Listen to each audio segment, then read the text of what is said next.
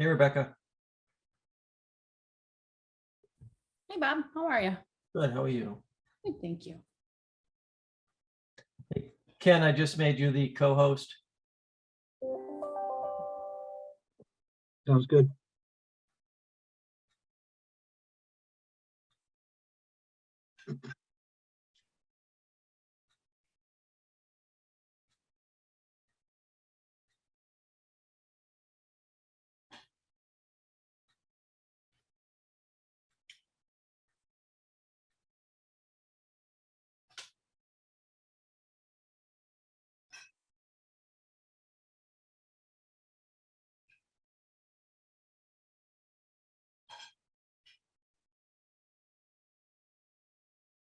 All right, we do have a quorum, and I know we have one or two members on vacation.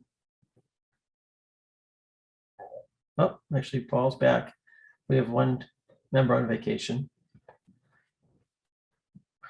All right. All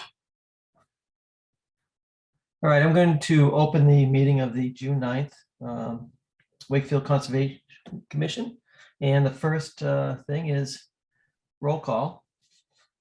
And Ken. Here. Paul. Yes, here. Silvana. Here. Peter. Here. And I do not see Teresa. And I know Jim's on vacation. All right, the first item is the approval of the minutes from May 26th. Up there's Teresa. Is there a motion to approve the minutes from May 26th?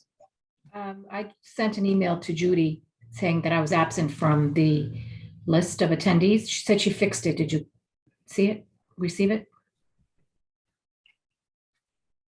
No, I fixed it. I just didn't send it around again. Oh, all right. Okay, thanks. All right, with that correction, do we have a motion? Yes, for me.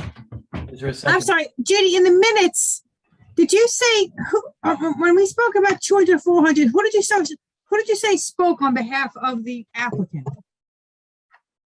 I'll have to look. I don't know off the top of my head. Because I believe I believe it was Matt D'Amico who spoke, and I think you indicated someone else who spoke. Okay, I'll take a look. All right, we'll table the minutes for now. And we will go right into the first public hearing, and that's 200 Water Street, Cataldo Ambulance Services. Public hearing, notice of intent for the proposed work, including parking lot paving, building reconfiguration within bordering land subject to flooding and riverfront to the Mill River. Is the applicant here? Yes, hi, John Ogren, Hayes Engineering, represent the applicant, Cataldo Ambulance, and with me tonight is Dennis Cataldo, Good evening. current owner. Thank you. So if I might share my screen, I can kind of describe the project to you. Yeah, please do, John.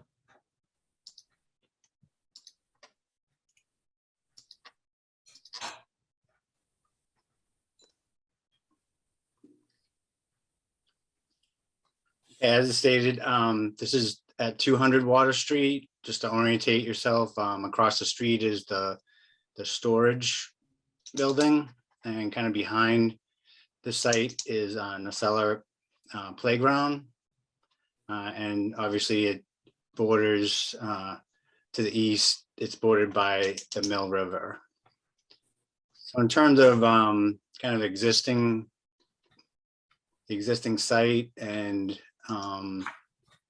I will just now let me zoom. There we go. So it's basically contains one building on the site. There's parking or paved area to the west. There's basically kind of crushed stone or stone dust to the rear of the building. Right in front of the building, again, there's basically a parking gravel area. Then obviously the river here. And this property is a little strange in that it kind of goes off to the northeast. And there's some culverts that cross the river. And then there's kind of again, a stone dust parking area over on the other side of the river. In terms of resources, from a wetlands perspective, there's obviously the 100-foot buffer. This is 100-foot buffer is here. So pretty much majority of it is within the 100-foot riverfront area. So obviously the entire property would be in the riverfront area, the 200 feet. There's also on the property boring land subject to flooding. That's it. The datum that this plan is on, that would be elevation 164.90. And that's kind of designated by this purple here, and purple here. So basically all this area in here is below that 169, that one, sorry, 164.90.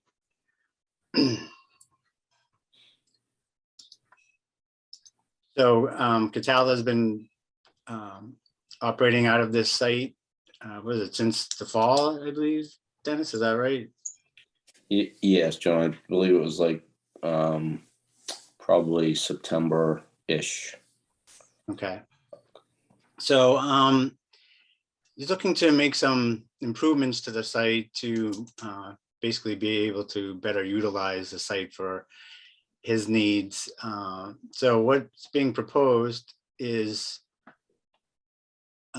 essentially we're going to be paving this area here that's currently gravel parking, adding some landscaping kind of along the front of the building, proposing a curb cut, an additional curb cut here to be able to have parking in the front of the building. And then we're going to designate some parking along here. Again, this area here is currently paved.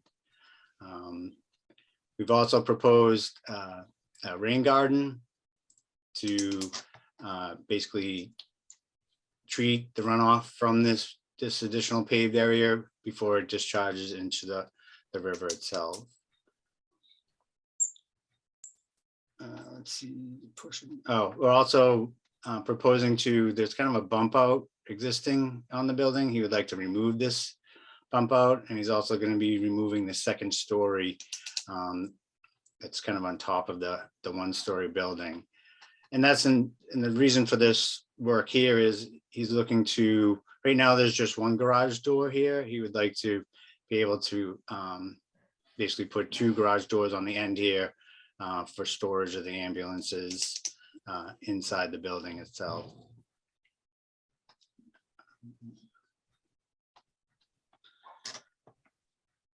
So, as I said, one of the resources that exist is boring land subject to flooding or the 100-year flood. We are filling some areas in order to create this, basically put in a curbing and these proposed landscape areas. So that required us to take a look at the existing and flood storage and matching that in the proposed. And I won't bore you with it all, but essentially there's a table up here that goes through at each, at different elevation increments, the volume that's the change in volume, whether it's a net, and we ended up with an additional net of about 1,416 cubic feet from the existing to the proposed.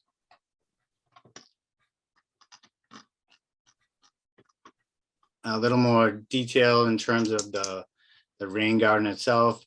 We're just proposing that this paved area here basically will sheet flow across the pavement out over.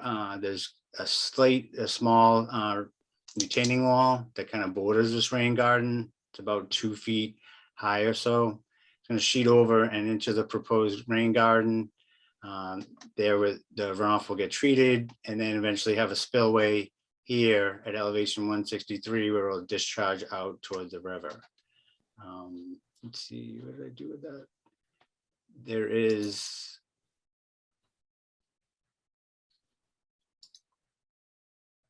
also supplied, we included a detail sheet, and in that detail sheet, it shows detail in terms of plantings that we're proposing in this green garden. Basically some red top perennials, some creeping juniper, and some arrowwood bushes to be planted in this area to enhance that that area, which is currently, it's pretty much gravel right up to the edge of the river, or basically the top of the bank here. So we'll be basically taking out the existing gravel in this area and enhancing it with the rain garden and the plantings. And that's basically kind of summarizes what we're proposing and what's out there existing, and certainly answer any questions you might have. John, is that rain garden, is that where most of your compensatory storage is coming from for the bordering land subject to flooding that's being? A portion of it is, some of it's coming in, we're regrading this parking lot in here to kind of lower that down. We're also getting some from that too. John, when you say proposed pavement, is that, what is there currently? If that's proposed. It's gravel. I mean, it's very hard packed, Okay, fair enough. gravel, basically. There's no vegetation in here or anything. There is some vegetation along the bank, the actual bank. There are some trees, but basically just here. I guess maybe I should show you, maybe if I go to Google Maps, that'll help.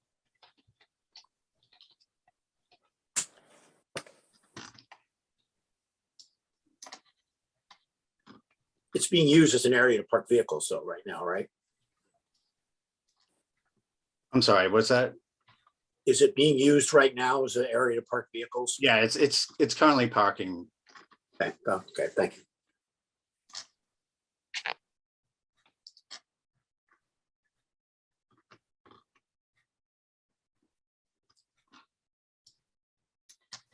Wow, this is not cooperating today. Here we go. All right. I think if I stop.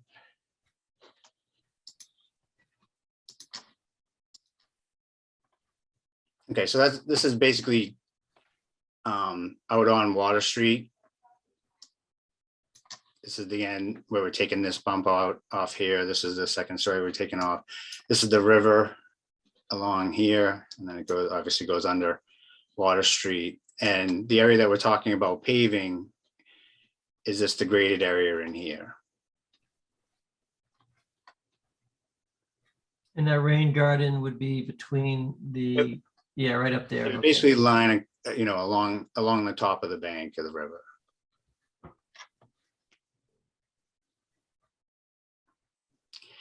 And where's the new curb cut going?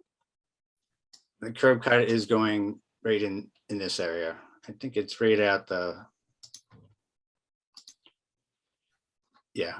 How close is that It's right curb at cut? this catch, right in the area of this catch basin. And how close is that curb cut to the river, do you think? Question.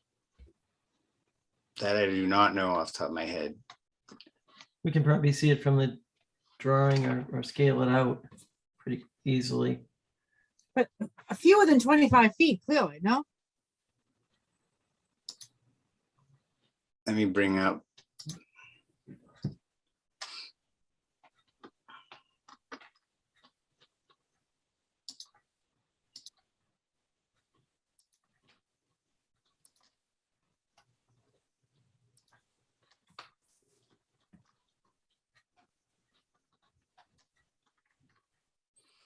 So the curb cut is right in this area in here. A curb I think it's okay. probably within 10 feet or so of the river, of the top of the bank.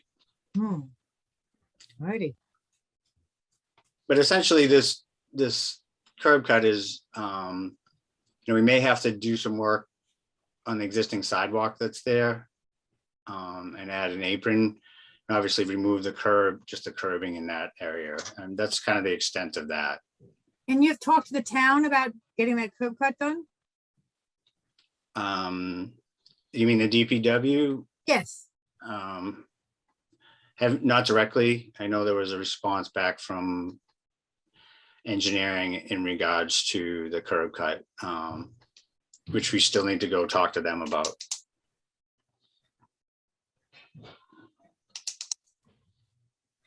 So I know you have it in your filing. Can you walk us through how you meet 10.585 and how this is improving the conditions in the riverfront area? Meet it in terms of, I mean, we're making improvements to the site. You know, adding green where there is no green. We're actually controlling the runoff. As it is now, it just, the runoff just kind of runs off into the river without any treatment or anything. So we're improving it by adding treatment to the runoff that's going to the river. We also submitted stormwater calculations that showed that the volume and rate of runoff from this site is the same or slightly less than in the existing condition. So I think we're improving the current situation. Obviously, as you saw, this area is degraded. There's no vegetation. It's not offering any kind of, you know, an enhancement to the river itself.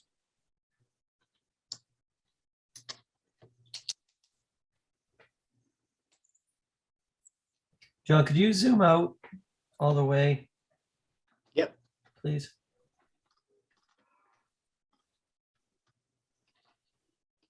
Is there currently access to that northeast section of the property? It's like stone dust or something up there? Up here, Yeah, yeah, there's Vehicle. currently a crossing over the river. There's basically, I think there's a series of 3 culverts that go across the river. so that area up there would still be used for what? What is it used for? Basically just overflow parking. As it is right now, it's fairly overgrown. Is there any proposed work for that area? I'm sorry? Is there any proposed work for that area? No, we're basically not proposing to do anything at this time out in that area. You can see it better here.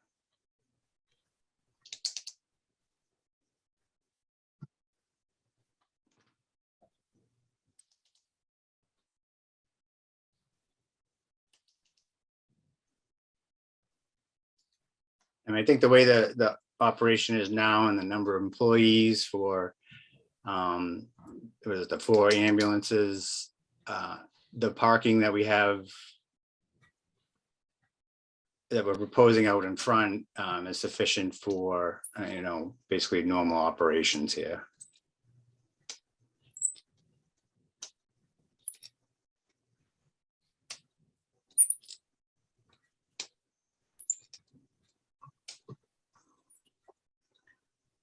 What was the change again in proposed flood storage?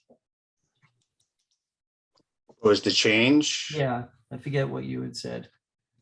1,400, okay. Yeah. It was 1,416 cubic feet Okay, increase in flood storage. right.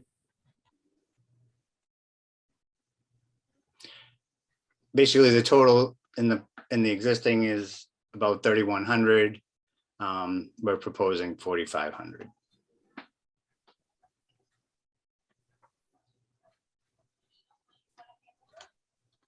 So we've increased the amount of flood storage on site.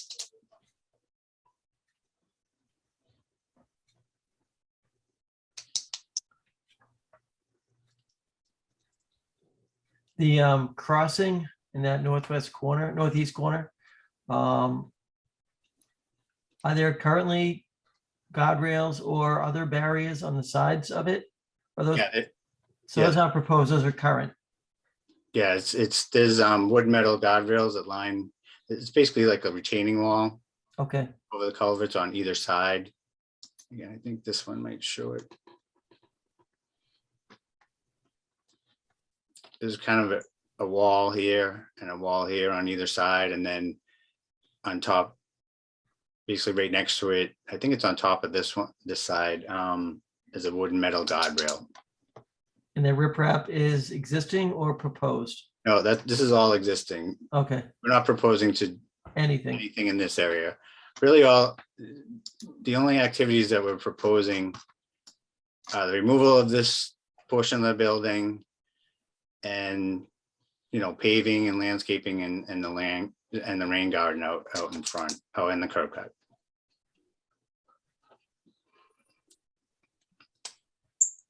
And because the, where the proposed pavement is, you said was gravel, you consider that the gravel to be impervious surface? It's very close to an impervious. It has a slightly better curve number, but essentially impervious. If you go out there and take a look at it, it's pretty compacted.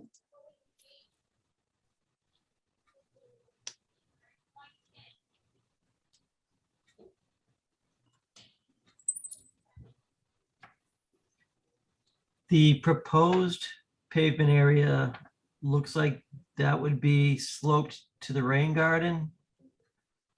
Yeah, the intent is that this water from the parking spaces and this pavement here, it would all slope down and be captured by the rain garden over the just surface. And actually, the current paved area would also, looks like, be going that direction. Yes, a portion of the existing pavement over here would end up in the rain garden also. Okay.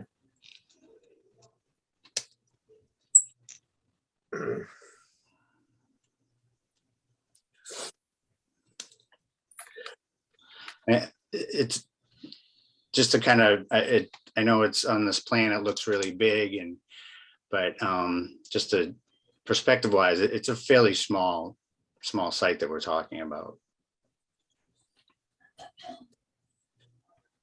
John, it looks like to me that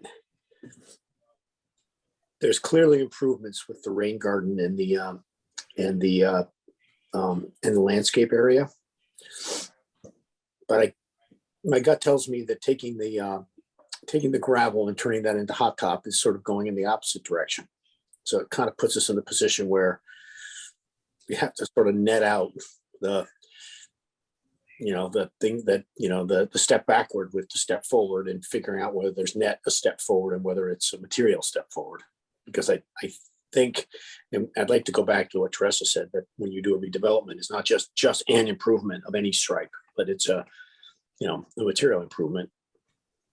I guess that's what's running through my mind. And one specific question I have is, we talked about this with another filing.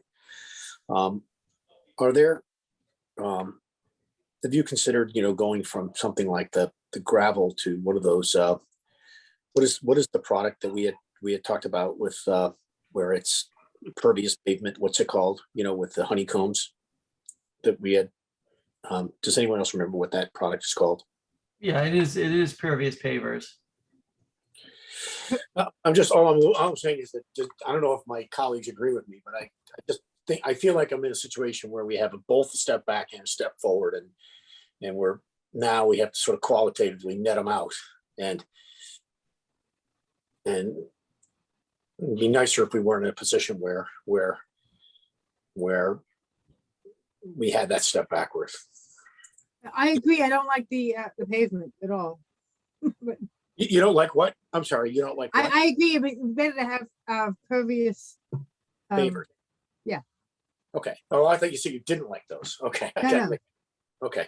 Because that way, if we could conclude that the pervious pavers were also an improvement, that this was done so it has some drainage, and then that would at least put us in a better position where there is no step backward, and it's just and a number of positive steps forward.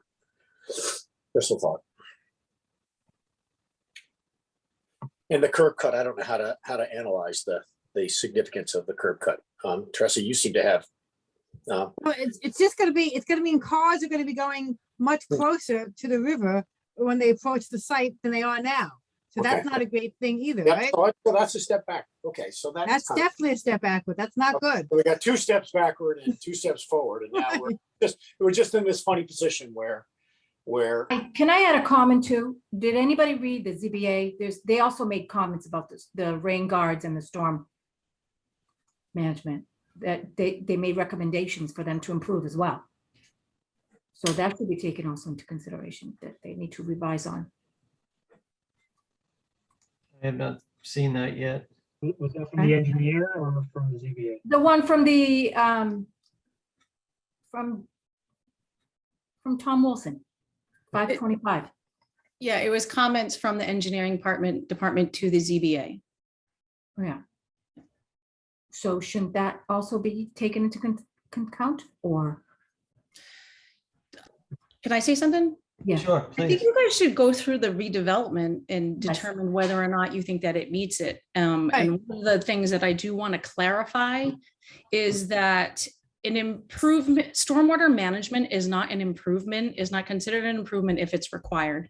So that doesn't meet the improvement over the existing condition. It only meets it if, for instance, it were a single family home that wasn't required to meet stormwater management. So when you talk about the improvement of the riverfront area, stormwater only counts as an improvement, again, like I just said, if it's not required. In this case, it would be required, so that is not considered a separate improvement. So when you evaluate whether or not the proposed work results in improvement of the riverfront area to perform as a riverfront area, I think you need to take that into account. Also, I just want to quickly mention, Elaine was concerned that the rain garden location would result in the removal of the tree canopy. I don't know if that would happen or not, but I'd love to ask John if that's how that would work out.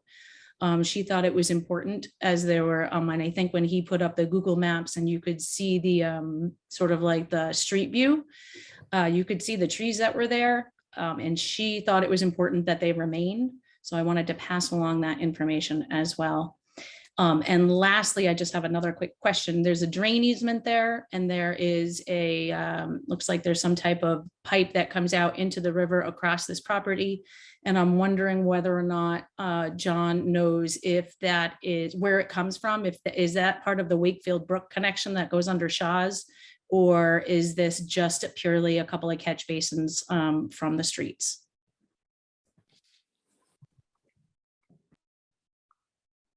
Yeah, that's in terms of the pipe, the 48-inch pipe that comes basically from Narcella, the direction of Narcella Park, and I believe it is part of Wakefield Brook, coming down from underneath Shaw's across the park and across this property, and then discharges to the Mill River. Where's the outlet? Is it under the water? It's right here. Yeah, I mean, well, when we were out there, we had an invert. The pipe is about 156.5, and we're showing like kind of the bottom of bank edge of water is at 159.7. So, it's a 4-foot pipe. So yeah, majority of it is submerged. Okay. Hey, looking at the email from Tom Wilson, there is a note about the curb cuts.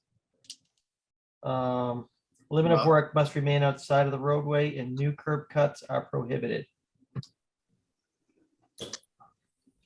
Again, we're gonna have a discussion with the DPW in regards to that.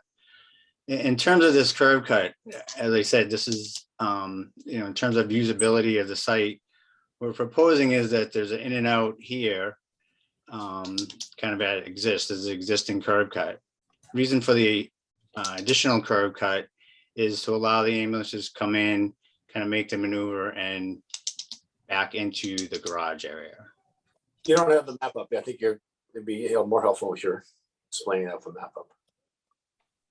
What's that? Oh, you're not sharing the screen, John. Oh, I'm sorry. That's okay. No. It said you were talking as if you felt like you were. That's why I was asking. Why, you guys don't have this all memorized by now? Partially. All right, so this over here is the existing curb cut. on the site, and that's going to stay as an in and out. But the proposed curb cut was to allow us to access these spaces, actually have line spaces as opposed to just, a parking area.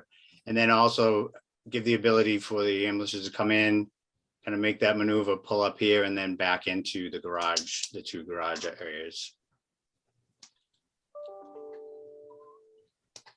There is a note in this email also saying the rain garden is shown constructed over the top of an existing 48-inch stormwater culvert. Revised rain garden associated retaining wall footprint, so it is constructed on top of the existing culvert. Yeah, I think that's something we can probably fairly easily address. Is there is a small portion of it that's over that existing pipe. We can most likely rework this so that this gets pulled back and it's not actually over the pipe itself. In terms of stormwater, yes, this rain garden is being proposed to its main function. It's not really, its function is to mitigate, peak rates and volumes. It's there essentially for the water quality volume. And it's designed to treat the 1-inch runoff from the paved surfaces. And that's why the reason why we did a rain garden is so that now we're adding some vegetation close to the river, as opposed to now it's just gravel. John, do you have to take the trees down to do that? No, the trees are essentially at this top of bank here. Okay, so that remains. No. And just so you know, we are proposing, I haven't made these changes yet, but one of the things that the ZBA requested was, I think we're able to add another tree in this area here. And then we're proposing to have, small, but a landscape area here and add another tree in this area here. Can I ask, what kind of approval do you need from the ZBA to do this work? What are you requesting from the ZBA?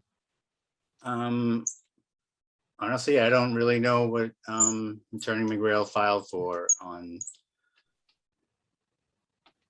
Okay, I'm not quite sure what relief it was that was required. John, there is another note on that email about pre-treatment being provided for the rain garden. Yeah, I mean, essentially, and I think that's something that we can probably incorporate too. Basically kind of a treatment strip along the edge of the pavement here. We may end up pulling some of this pavement back a little bit. Essentially like a pea stone. Apron. Just border between the pavement and the rain garden. Just to provide some additional treatment before it enters the rain garden itself. Okay. I think that would make sense. I mean, typically on when we do that, we'll do dig a trench and at a minimum put crushed stone in it, wrap it with filter fabric, and then the top layer at the surface with the pea stone.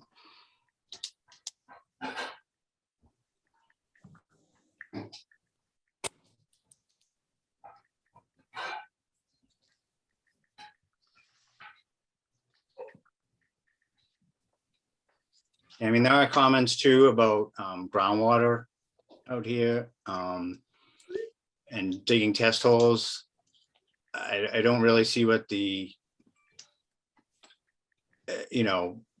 what that information would really do. I mean, we're kind of stuck in terms of elevations. As I said, we're in the 100-year flood plain. So it's not like we have the opportunity to raise the site to create more separation between the groundwater. Basically, it is what it is. And I really feel like what we're proposing is certainly a much greater improvement to the quality of the water that's running off the site and into the river. Could something also be done in that northeast corner to improve conditions there? As far as maybe converting some of that space to, vegetated area? Provide some buffer, more buffer? Well, I think from, any usability at all, this is fairly narrow. It's only about, I think, around 24 feet wide. So it's very tight maneuvering to get a car in and try to turn it around. And so I don't think, narrowing this down any it would make this area unusable. I can certainly have discussions about maybe restoring some of this area. Basically adding some plantings in some of that area and removing some of the stone dust. And that looks like your greatest area of opportunity to give some improvements that are not stormwater related. Well, that's something we can look into. Does that get us up to like 3 pluses and 2 minuses? I think it's a step in the right direction. Yeah, I think that's a good opportunity, because in the event you're unable to meet the existing, the redevelopment standards by, the improvements being further away and all that stuff, you always have the option of, was it F and G, that says you can do some type of restoration or mitigation, and it looks like you might have a perfect spot in the event you need to do that. I mean, further away, I guess that, I feel that we pulled the parking further away from the river. We've pulled the areas that are essentially impervious further away from the area, so that we have accomplished that. We're not going beyond what's existing basic disturbance. So we're not going closer to the river, and that's one of the criteria. So I think we're very close to meeting those guidelines. But it's not going closer, it's moving away to the maximum extent that you can, or more or less, or as far away as you can. And if you can't, it's pulling your activities away. So that's a requirement. That's not like optional. You have, but although if you are unable to meet that, you can do F and G. So it becomes whether or not removing some of that gravel, whatever that area is, and putting in a rain garden results in improvement of the riverfront to perform riverfront functions. And that can't include the stormwater management, as we were talking about earlier. Just so I understand, so the feeling that putting the rain garden in and adding vegetation is not improving the riverfront area? So what it is, and I had this clarified at DEP because I didn't really quite understand it either, is, and the words that she used was actually no double dipping. So in order to actually have a project in the riverfront, you have to meet the stormwater management standards if that's applicable to you. So therefore, because it's a requirement of doing something, it is not considered, it can't also be considered an improvement because it's a requirement, because without it, you don't actually have a project to do. So she said to me, literally her words were, yeah, there's no double dipping. You can take that as your improvement of the riverfront in the event that it's not, you're not required to do that. So it's, if you are required to have stormwater management, then you cannot use that as your mechanism of improving the riverfront. Well, I mean, if that's the case, then, we would just put in basically a depression, and we wouldn't bother vegetating it. I mean, and not make it a rain garden. So, I feel that by adding plantings in that area, we are improving it. I guess what I'm saying is that we can meet stormwater management without having it, quote unquote, as a rain garden. So what you're saying is your improvement is the what type of stormwater management you chose. Type what? I'm sorry. That's all right, sorry. So you're saying this is an improvement of the riverfront because you could put in a stormwater management system that doesn't have as many plants. So because you picked a stormwater management system that has more plants, then therefore that's an improvement to the riverfront. That's how I see it, yes. Okay, okay. What would be the alternative stormwater management that you could put in? I'm sorry, with the what? What would be the alternative stormwater management that you put in other than the rain garden? I'm just saying we'd basically have a depression, in that same area. It would be the same volume. You just wouldn't have the enhancement of the plantings. Would be like a swale, riprap swale or something like that, potentially. Yeah, it would basically be, like a detention pond. And it'd be the same size as what the rain garden is shown as? Yeah, it would, we still have that same criteria of the water quality volume of 1 inch. Right. But how does that result in activities being moved further away? Because Right. stormwater management is actually an activity. So how does, whether you use a basin or a rain garden result, either one, how does that result in activities moving further away Well, from it the river doesn't, than their it says, current are? it says you're not allowed to go closer. They encourage moving the activities further away from the river, I would agree. But in this case, we just, there's really no room on this site. It says, wait, am I on? Oh, sorry. It says, proposed work shall not be located closer to the river than existing conditions. Right. Okay. And then it says you have to result in the improvement. And then it says proposed work shall be located outside the riverfront or toward the riverfront boundary and away from the river. And if you can't do that, then you go to, as Rebecca said, you go to Yeah. F and G. Right. That's why I was leading to F and G. Yeah. And I think, yeah.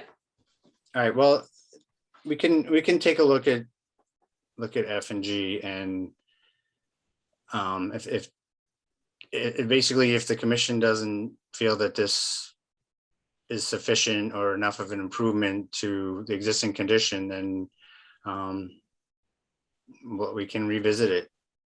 Yeah, look at that northeast corner and look at some opportunities up in I that mean, area. I feel like the opportunities, in all seriousness, the opportunity is to leave it the way it is. That's another option. And not do any of that. And, comparing what's there today to what we're proposing, I gotta say it's an improvement. But that's the whole point of redevelopment, is so that there are projects that can move forward. However, simultaneously, it results in an improvement of the situation that occurred prior to the Wetland Protection Act or prior to the Rivers Protection Act. So that's the whole reason why there's Right. redevelopment standards. So you have a project and it also results in improvement. And John, you may feel like it's a better, but you're not showing us how you meet the regulations, and we're bound by the regulations. Okay, well, I'll write something up and give you something a little more detailed and make some of the suggestions, make some changes to suggestions that engineering has made. Okay. Any other questions or comments from the commission? Would it be helpful for him to have the checklist so he can go through, or is it just for us only? He can look up the regs. Any questions or comments from the public? You guys want to do a site visit? Yes. Absolutely. Is Jimmy not on the meeting tonight? He's in He's out of the country. No, France. To France. Okay. Sorry, I missed the opening. Sorry about that.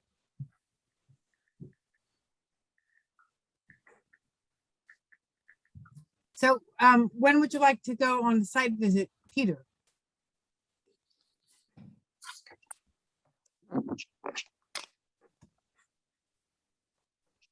Did you ask me? Was that you speaking to me? Yes, I say, when is it, when, Oh, I'm game anytime around this weekend. okay, me too. Bob, are you Not available on around? not available on the weekend. Weeknights I am available. Well, the days are long now, so we do have a little They more flexibility. are for a few more weeks before they flip. Yeah, I could do weeknight. Do Monday, Tuesday. Yeah, same weeknights is better for me. I mean, luckily it's a small site. It shouldn't take, No, it should not take long. Yeah, I guess we could do, what works Monday- for your train, Teresa? right, Monday at 7. that works. It'll still be plenty light by then. Yeah, that works for me. That works for me. Same. Like for Peter, is that okay with you? And Monday, you said Silvana, Monday- that's okay with you? the 13th at 7? Yes, that works for me. Works for me too. The 13th is fine. Is that okay with the applicant? It's fine with me. I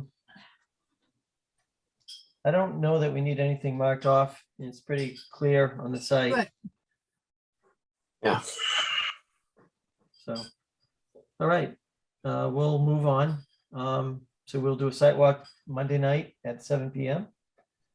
And And Rebecca or Judy, will you send us an invitation?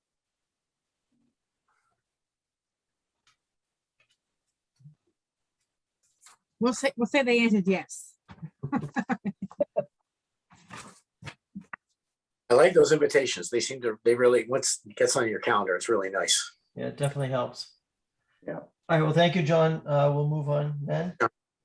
And I think John's back up with us. 730 313 It's 237 Water Street. And this is Water Street Wash Joint Venture. Notice of intent continued for the reconfiguration of pavement and addition of car vacuum stations and fencing within a buffered bank and within a roof front to the Mill River.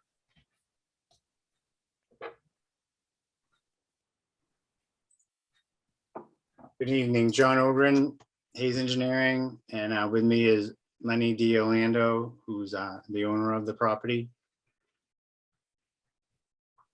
I don't know if you guys want to start out with discussion in regards to the edge of pavement that was brought up last meeting and certificate of compliance and kind of the history. Yeah, please.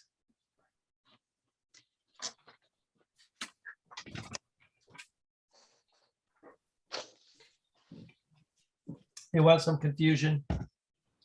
Some sequence of events with the history of that. Yeah, I think probably I'll start there.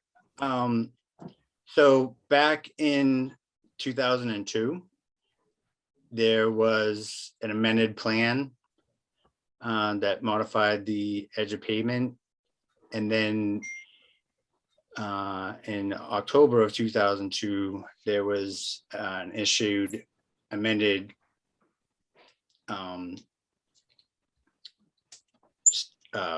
order of conditions that referenced that amended plan showing that edge of pavement.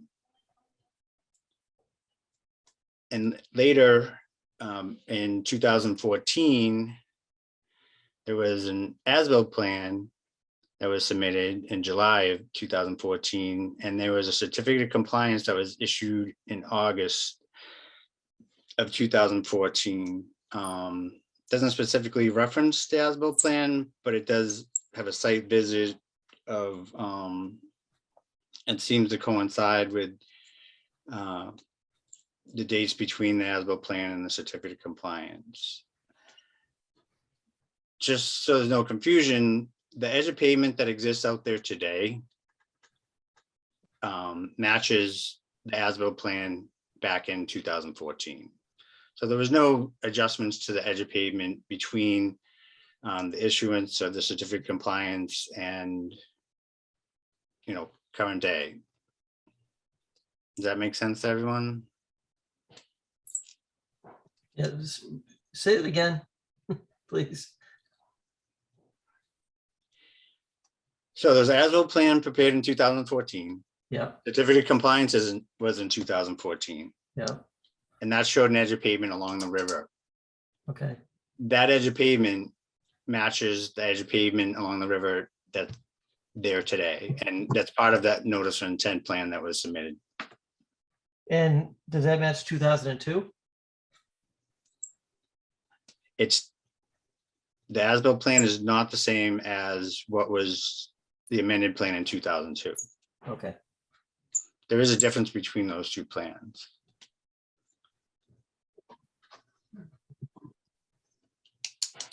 But again, I think we're focused on, at the time of the certificate of compliance in 2014, that edge of pavement existed, and that's what's there today.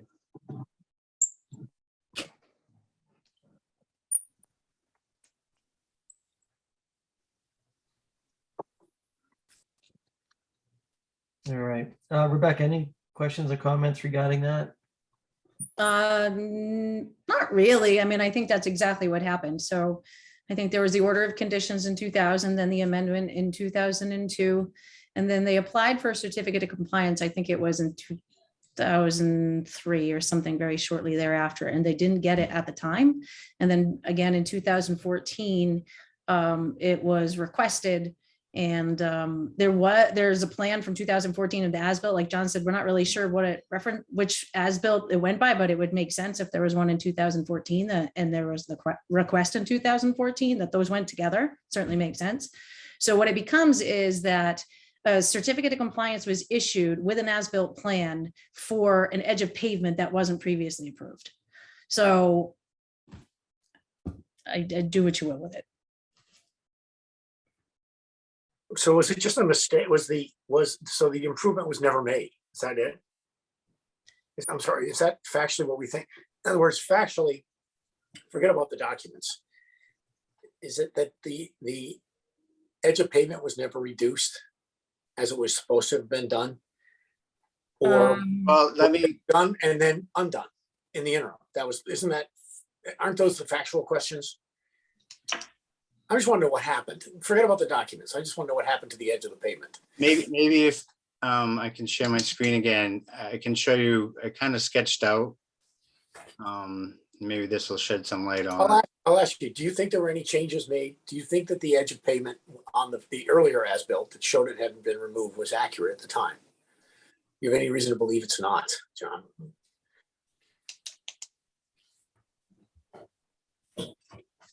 Why don't I share? I think if I share this, it will help.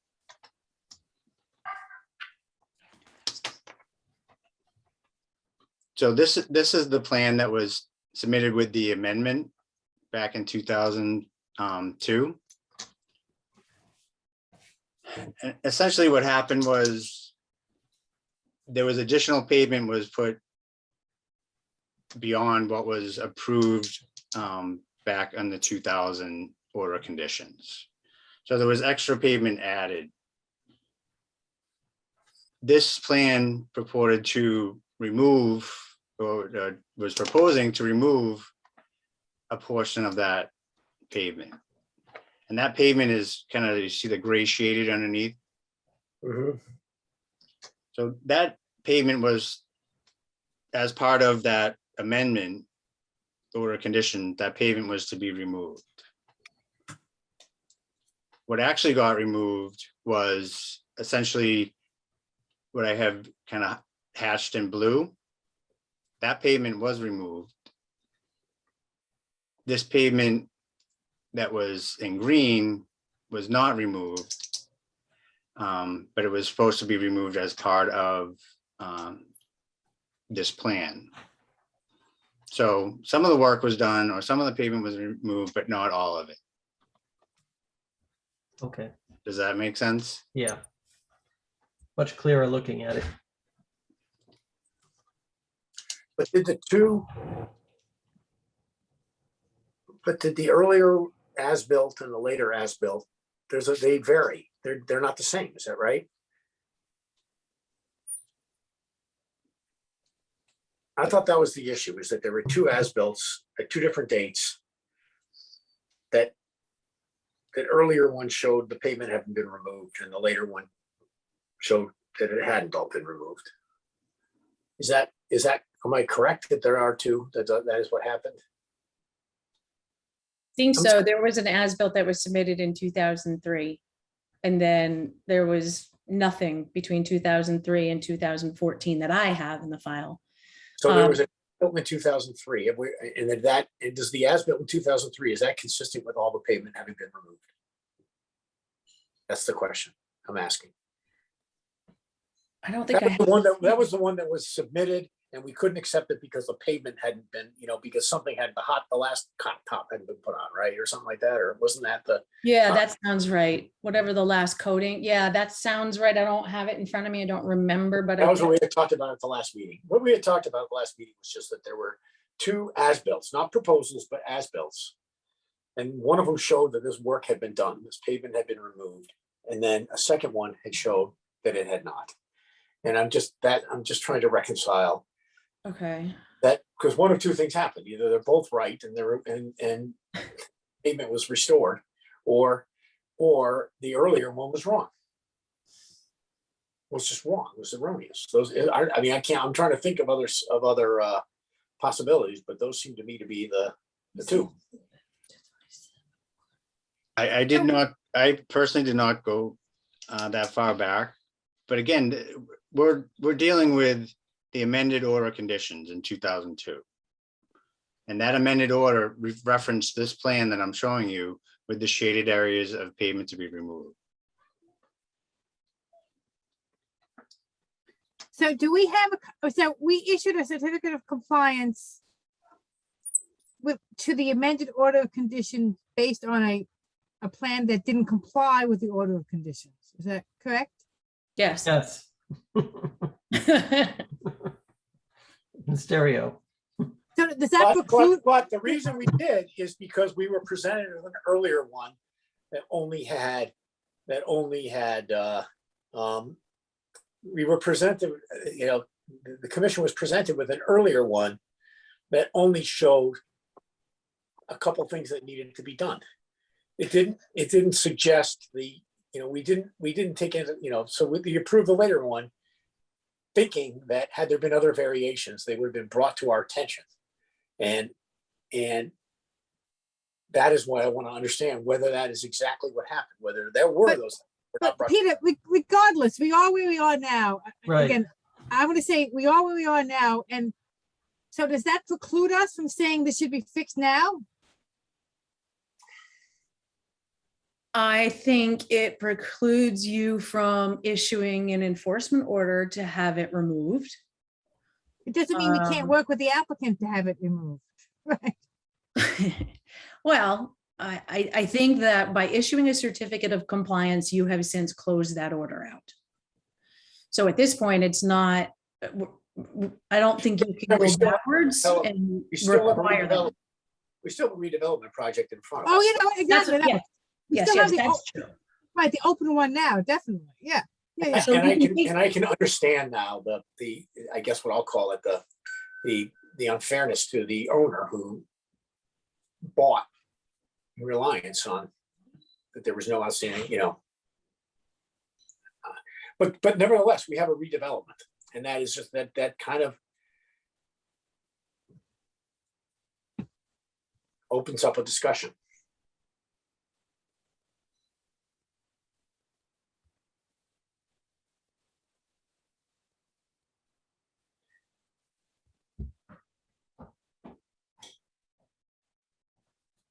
I'm just trying to get to what are the question that was raised was, are we precluded?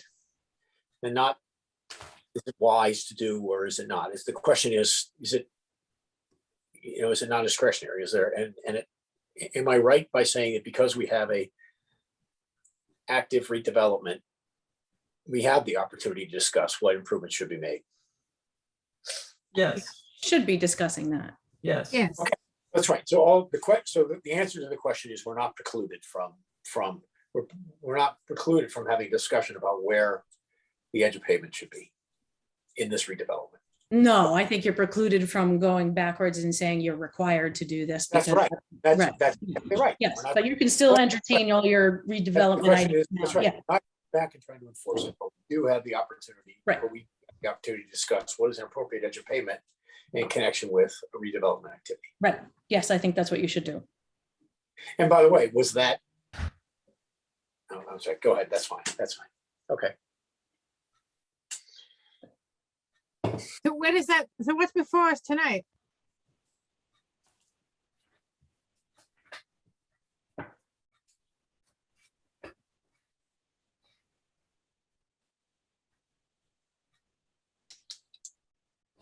Well, I don't know. I don't know where that puts us. Other than we did take another look at the site and see what opportunities we might have to basically essentially remove some some additional pavement.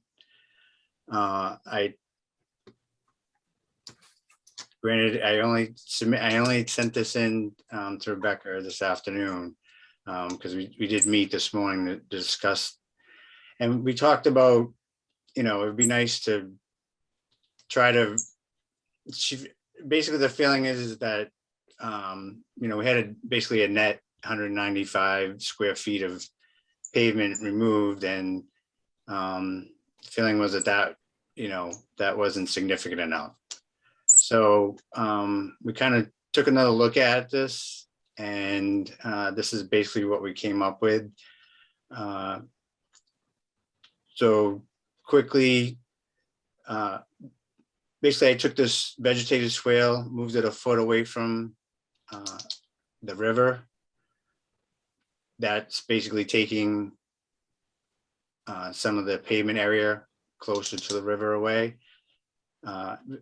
Just basically these areas in the orange, there's a section up here and there's a section down here, are the areas that we're proposing to remove and loam and remove the pavement and loam and seed. And the ability, what gave us the ability to do this area here was originally we had 10 vacuums, we went down to 9, and this now is proposing 8 vacuum stations.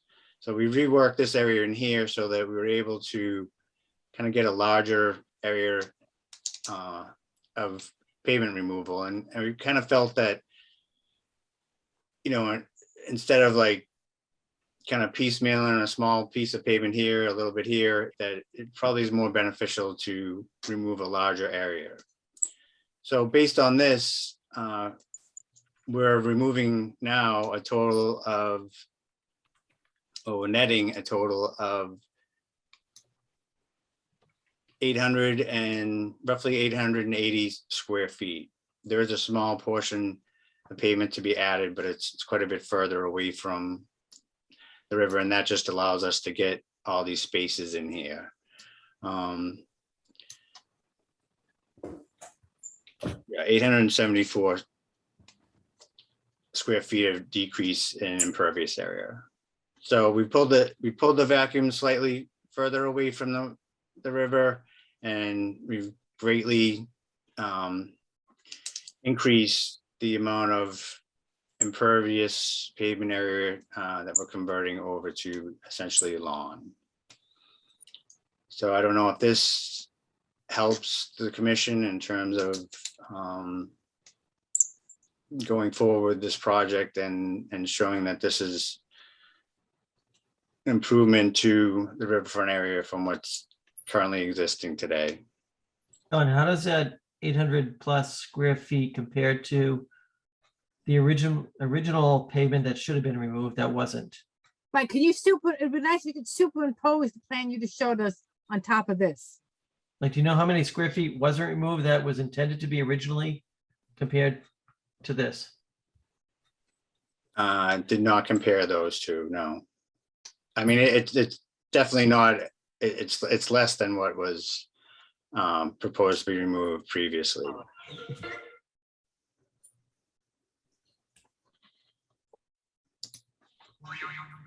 Well, again, I would suggest we go through the performance standards to see how this project meets those performance standards.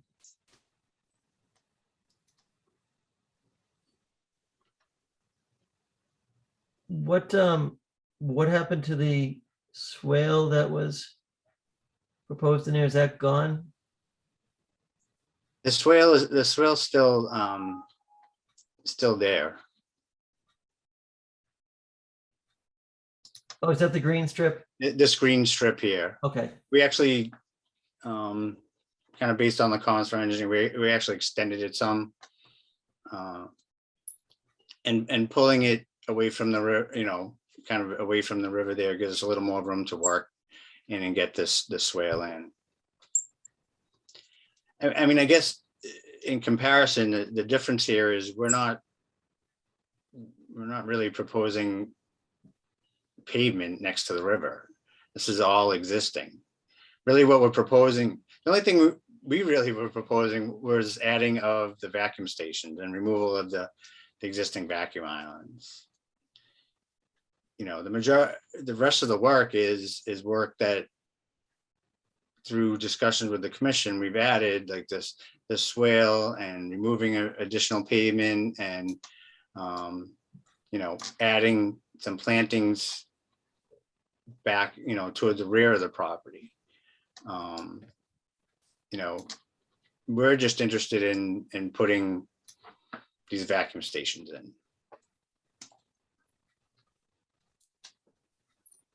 Rebecca, what are your thoughts with what's being proposed here now?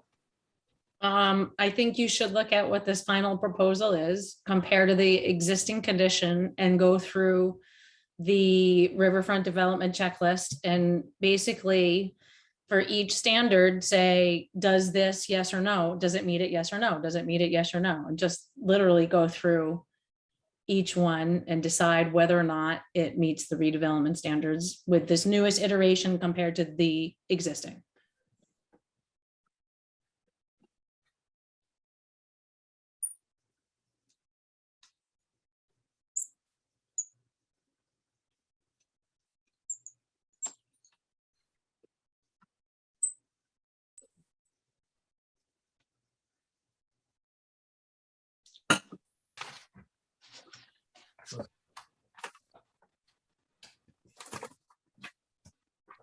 So are we ready to walk through those now?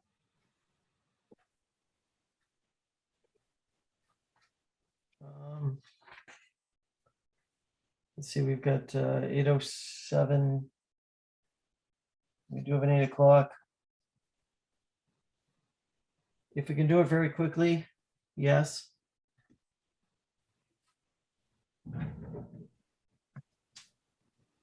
I'm not sure how quickly we can do it.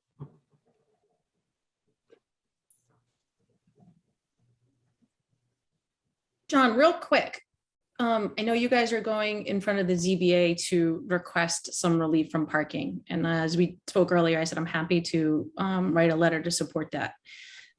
What if they grant you that relief, what would that result in? What would the difference be between what that looks like and what this plan looks like right now? Well, no, that we already. Oh, it's the same. Already before that, this plan requires relief from parking. Oh, got it. So it wouldn't be anything different than what's here right now. Right. Okay. Existing on site, even though it's not lined out, it's supposed to have 14 parking spaces. We're proposing to go down to 13 parking spaces. We're also before the ZBA because we have structures within 50 feet of a stream embankment.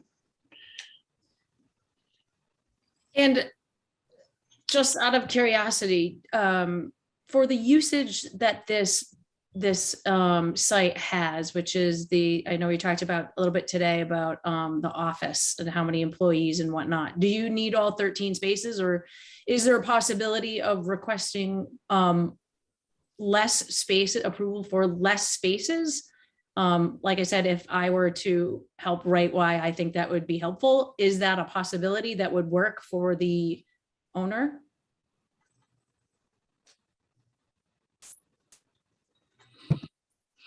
Oh, you're muted. Could you hear me now? Yes. Yes. Sorry about that. Yes, to answer Rebecca's question, We generally have, 3 to 5 cars there, 5 being max. That's basically, what we have on the site, on and off, depending on, who comes in during the course of the week. Have we used all of those parking spaces? No, we have not. So that's roughly, would be the answer to the parking. Would it be acceptable if I contacted the ZBA to have a conversation with them about what's the minimum they can do and that type of thing? Is that okay with everybody? I think that's Okay great. with us, but what's the applicant Yeah. feel about that? What do you guys think? Yeah, I mean, how does that impact as far as the, use of the site? What do you mean by reduced parking? So what would you want to do? I guess I'm kind of confused. Okay, so I'm just thinking that obviously if there's a reduction in those spaces that are towards the back, if there's a possibility of somehow reworking things, so you have your turning radius, because I understand you need that. Just to try, if you didn't have to have those designated as parking, is there an opportunity to potentially juggle things around a little bit, still be whatever you need to, I know you said that turning radius to get into there, we talked about that with the pavement Yes. removal and whatnot. Well, still meeting all of that, is there some type of opportunity that we could find where we would be able to maybe pull something back a little bit and still have all the things that you're looking for to get out of this site? Like you said, if that number of parking spaces is really not necessary, then let's put something necessary there. So Rebecca, you're saying, is there any possibility that some of those parking spaces can be reconfigured as vacuum stations?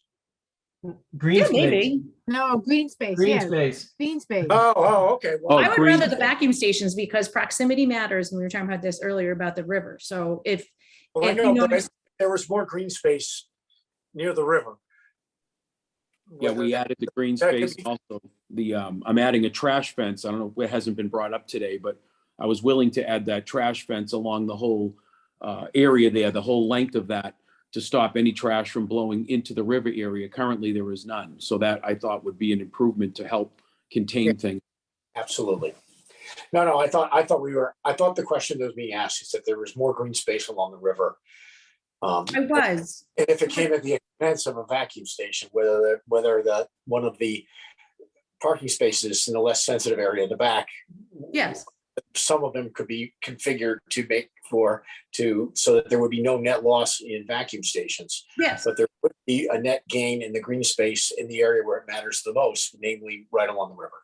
Right. So using the parking spaces that aren't really being used it sounds like aren't necessary for this particular use. And if you use that for, like you said, your vacuum station, then you have an opportunity to have the same number, what you're looking for to get a use out. And then in addition, maybe even get to some reduction in pavement that would have been equal to something that could have, should have, would have been, or I just feel like that would be something more valuable.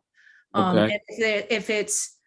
And because I think that is so valuable, I'm really willing to participate in that conversation. I think that we could work that out between the boards so that everyone. That's the Why not? discussion. I think that We sounds can great. say that use the number of parking spaces, we can provide very important green space along the Mill River and then I think that's the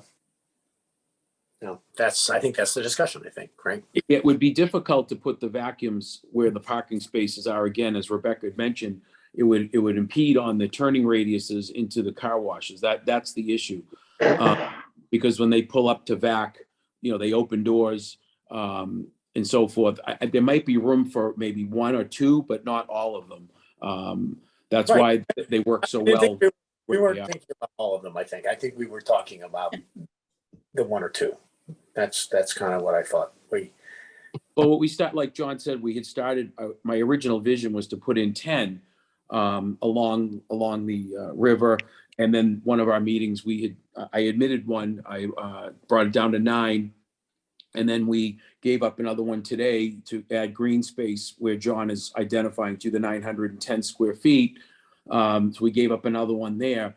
So I'm like right at the bare minimum of what we could really work with, because the cost to do it. Well, I guess the question though is if Rebecca were to get a reduction in the number of parking spaces, Okay. would you, would that give you the opportunity? You're saying that maybe you could get one or two. Well, the one or two is important. And that's Okay. all I'm really getting is you say there's no way, no how you can do it. That is something that Rebecca ought to know before she picks up phone calls, planning board. Oh, I see what you're saying. Okay. Well, that's something I have to determine on the turning radius there to Yeah. make sure that would work. Yep, I think that's reasonable, but I think, wouldn't you? Yes. I think I'm you willing wanna- to work with the commission on I whatever don't you think you want. want to go and I don't think you want to go and push on that only to find out that it doesn't really, as you say, result in a net material benefit to the applicant. Well, as I was told, it makes sense to put them all in a row and keep them contained rather than spread them out all over the site like a lot of car washes do. Then you have the cars crisscrossing the site. If they're all kept together, it's easier for construction. It's easier to keep it clean. It's easier to maintain and easier to build if they're all Okay. grouped like you see in front of you. Okay. Well, I think it'd be helpful if you thought it out and if you told Rebecca on Okay. balance, if you're on balance, it just doesn't work to put them there. That's fine. Just tell her that. Just so that way she knows. I think it's Okay. important. I think there's actually two thoughts happening here. One is relocation of some of those vacuum stations to the rear of the property, or the conversion of some of those parking spots to green space. I think there's two different thoughts happening here, or suggestions. I think the green space, sir, would work a little bit better in the back there than where the engineer added the 910 square feet of additional grass. If we would continue green space over into a couple of those spaces to help the commission, I think that would work a lot better than trying to add vacuums there and then move electrical and everything else. Right. But qualitatively, green space that far from the river isn't as valuable as green Oh, I'm space. sorry. I That's didn't really realize. all. Yeah, that's true. It's still a gain in the win, and it does provide additional protection, but it's a better situation, but not the best, maybe. Okay. So a couple of ideas there anyways for I guess, John to talk to the applicant about or look at possibility wise. With that being said, would you like Rebecca to make some calls to see if there could be some parking relief? Yeah, again, we would just have to verify the swings of the car and see how that works on the site. I guess John and I could figure that out. And if it did, we certainly could let her know that. And then, Okay. yes, she could apply for the relief for those couple of spaces, yes. As long as it works, I don't have a problem with it. I'm not back in until Tuesday, so if you guys want to, is until Tuesday enough time? Yeah, that's plenty. Just shoot me an email and then, okay, perfect. There's no fire drill. I'm okay.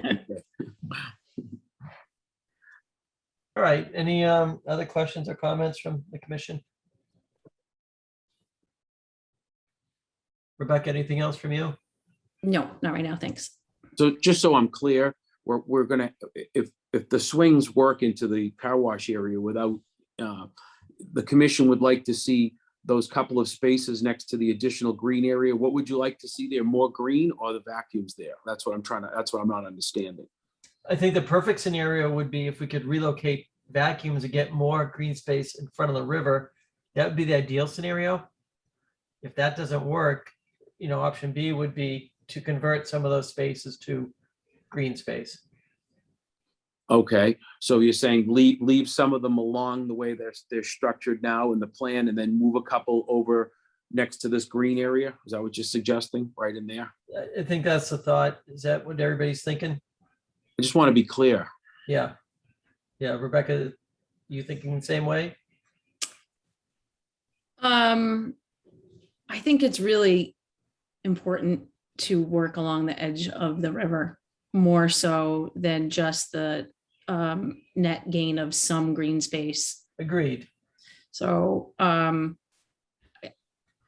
always think green space is beneficial, but as far as the value goes, there's not really a comparison to the two locations. So let's really try to work along the edge of the river and see what we can do. One thought would be to remove the two northernmost vacuum stations Right. and shift them into that pavement area that is currently planned to be loamed and seeded, and spread that further into the parking spaces along that property. And that's the area where most of the pavement that was intended to be removed was not, I think. Yeah. And it gets us what we're looking for, which is less activity right along the river. Okay, so you're saying the two spaces up closer to Water Street, the northern spaces, take those two vacuum stalls, eliminate those there and put them down in the where the cursor is now in the new proposed green space area. I'll defer to Rebecca on that, but that seems like it would be one solution that would get this, that would get us what we're looking for in terms of improvements nearer to the river.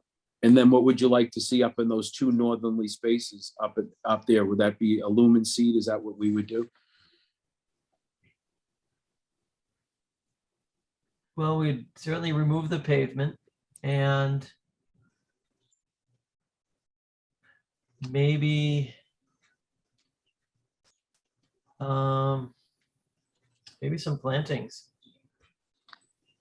would be more beneficial than grass. Some sort of plantings, hedges, or some sort of shrubs or things of that nature would be a better way to go. than That would look grass. better from the street as well. It'd be less maintenance. Yep. I'm okay with looking at that, relocating those two down into that area that we're proposing the lumen seed down in the bottom there, and then re-landscaping up in that top area. I'm okay with taking a look at it. I guess John and I can figure out if the swings work okay, and if it does, I'm okay with that. I want to comply and do the right thing. Yeah. Yeah, and then in conjunction with that also, if there was a possibility to still remove some of those parking spaces in the back. I think you would, if we move these down to here, we are gonna lose at least one of those spaces. Yeah. Automatic. It's It looks not, that way. it's a lot less desirable because now you got people coming in, they're pulled in here, you got people queued up for the wash, and now they're backing out into that queue area. I mean, it works a lot. It's not as efficient from a site standpoint. And, in terms of applying redevelopment, I guess, how does that make any of the A, B, C, D, E better? Well, you'd be moving further away from the river. But it doesn't make us conform to any of those. You could use that as your, I don't remember if it's F or G, where you're removing impervious space and in essence restoring it back to a naturalized riverfront area. So if you're unable to move all your activities further away, you could use that as your F or G.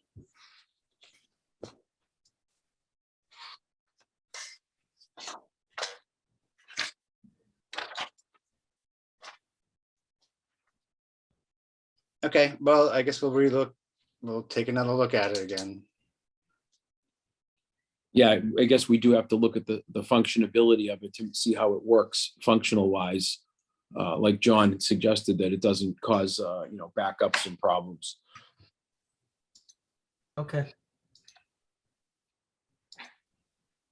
All right, any other questions or comments from the commission? Any questions or comments from the public? All right, so we will continue. And Thursday, June 23rd is the next meeting.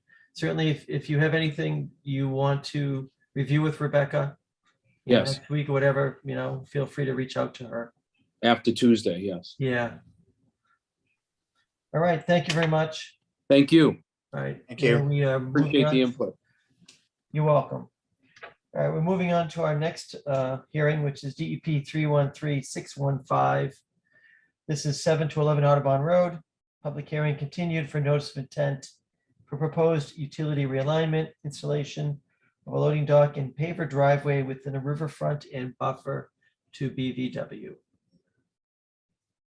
Is the applicant here? Yes, thank you. Tony Capichetti with Hayes Engineering, 603 Salem Street, Wakefield, Massachusetts, for the record. Doug Avola from IRG Wakefield Limited Partnership is also here. If you don't mind, I'll share my screen and give you a brief presentation. Please do. So most of you may remember we've been here before. We've kind of gone back and forth. It's 711 Audubon Road. It's located adjacent to the Saugus River. The purpose of the project is they have a tenant that is looking to take this back portion of the building. However, there's really not a feasible loading dock area in the existing configuration. We're looking to construct a loading dock and access to this rear portion, as well as install a transformer and some utility lines in this area. The resource areas on the site are BVW, riverfront area associated with the Saugus River. There's an inland bank and bordering land subject to flooding. We're looking to construct, we're down from almost 7,000 square feet. We're able to reduce down to 5,100 square feet of turf stone permeable pavers, relocate the overhead electric lines and install a new transformer, as well as add some rooftop infiltration as an improvement, because we're not adding any impervious surfaces. So this would be above and beyond what the stormwater management standards require. The new plan, we've really narrowed down the driveway to basically the bare minimums to get a 30-foot box truck into the site, turn around back into the loading dock and exit out. What we've added as far as improvements, I would say, is we shifted this right on top of the building. Before we were holding a foot off the building. We're narrowing to the maximum extent practicable the area of impact. And then we're looking to remove a handful of parking spaces that are right on the Saugus River in this area and revegetate them with the New England wet mix roadside matrix, which has shrubs, grasses, sedges, and the like, which will, if we don't mow it, will provide a woody vegetation against the river, kind of enhance that riverfront area. Again, there's some lawn and landscape that we would be removing, the rooftop runoff infiltration systems, and we've discovered another pipe in this area here that we would also take this additional rooftop and infiltrate. And then this area here is, much of it is devoid of vegetation, and then some grass. It's actually really mossy in here, that we would maintain a 4-foot strip to walk around the building, but everything else we would restore to a natural state. Going through the 1058.5 checklist, portion A, which allows us to, at a minimum, proposed work shall result in the, I'm sorry, what we're allowed to is because we already have disturbed riverfront, which kicks us into 5 instead of 4. A is that we need to offer an improvement over existing conditions by infiltrating next to the river, by removing some pavement, and by adding some woody vegetation, herbaceous vegetation adjacent to the river. We feel that we're providing an improvement. Stormwater management standards, a redevelopment, we're actually removing impervious surfaces. So it's to the maximum extent practicable, but we're adding the rooftop runoff. So we're again improving the stormwater conditions. Work shall not be located closer to the river than existing conditions or 100 feet, whichever is less. We're within the disturbed areas now with all of our work, previously disturbed areas, some devoid of vegetation, some vegetated with lawn. Where we run afoul is item D. We should be located outside the riverfront area or away from the river, otherwise comply with F and G. So we get kicked into F and G there. But we wanted to show that 3 out of the 5 standards we are complying with before we get into F and G. The area of work shall not exceed the amount of degraded area. Where we are exceeding the degraded area because not all of it is devoid of vegetation. So we looked at F, restoration of degraded area, at a 1-to-1 ratio. We weren't able to meet that. We're at about 67%, so 0.67 to 1, about 2/3 of the way there. So that's why we're providing mitigation of removing lawn, other disturbed areas, and providing herbaceous vegetation that'll improve the riverfront at a ratio of 2 to 1. We're at about 2.1 to 1. Again, these are just walking around the building. I know you've done a site walk, but this is kind of the lawn area to the rear. This used to be paved adjacent to the building. They removed the pavement, so this is gravel. There's some moss on top, but we only counted for the area devoid of vegetation, the area that was actually visible without topsoil at ground grade. This is a test hole. We did not count this. This is on the northerly side of the building. There's another area that we're looking to restore. As far as an alternative, we looked at possibly running the driveway down here to get to the back side of the building. However, this slope is very steep and it's closer to the river, so we decided that was not a reasonable alternative to what we've been proposing. And just to kind of show the parking spaces that are kind of closest to the river here are the ones that we're targeting to remove and restore to natural vegetation. Just the numbers again, 2,106 square feet of impervious surfaces will be removed. Just shy of 1,600 square feet of gravel surfaces devoid of topsoil. 250 square feet of non-vegetated, so landscape mulch areas that will be restored to vegetation. 7,000 square feet, or almost 7,100 square feet of maintained lawn area will be restored to native vegetation. So we'll have just shy of 11,000 square feet of area of new vegetative cover with the roadside matrix wet meadow seed mix. And we're not proposing to mow that except for the 4-foot area that goes around the building that I discussed before. And the rooftop infiltration, if you do the math out, it equates to 5 1/4 inches of runoff over the impervious portions of the turf stone area. And then we'd also be open to a restriction on any nitrogen containing fertilizer at the whole property, which just going back up, I'm sorry, this picture here, you can see that there is quite an algae problem in here, and the removal of any nitrogen in that watershed area would be a help. Again, going through the standards, we comply with the stormwater standards, existing disturbances in the limits of work are within 100 feet. So we don't meet that, but proposed areas are within existing areas of disturbance. Like I said, the 3,400 square feet of degraded riverfront that we have that we're restoring is 0.67 to 1. And the 11,000 square feet of on-site mitigation for the 5,100 square feet of permanent disturbance is 2.14 to 1. And then the restrictions on nitrogen containing fertilizer, if you were to grant order of conditions, we'd be more than happy to have that as a condition. And there's just to put this into context, there's 230,000 square feet or 228,000 square feet of riverfront on this entire parcel. So we are a pretty minor portion of the riverfront on this parcel with the work that we're proposing. No, go back up to the plan so you can see. Can I just ask, Rebecca, do you think removal of lawn should be considered and into that calculation? Removal of lawn shall be, I'm sorry, what was in the calculation of what?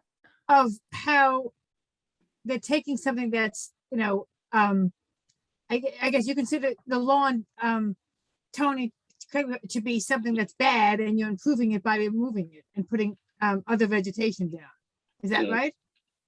Yeah, so there was, and I didn't want to get too deep into the regulations, but there's a set of 5 or 6 sub standards in there as to what that vegetation needs to be, shrubs, that sort of thing, when you're doing an improvement and enhancement to the riverfront area. I can pull it up really quick if you'd like, but that's how we came up with the, we're taking away mowed lawn.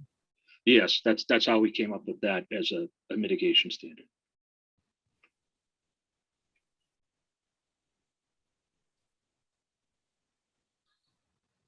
And again, if the commission is open to this modification that we're we're proposing compared to where we've been. I know that the commission hasn't been very receptive to date. If you feel that we're on the right track, adding some actual planting some more mature shrubs in that area is something that we're more than open to. We could work out a planting plan with Rebecca. We just wanted to come back. We heard you when you said go through the checklist, show us your compliance with the checklist, and that's what we're trying to do here, and see if this is something that the commission is coming around to.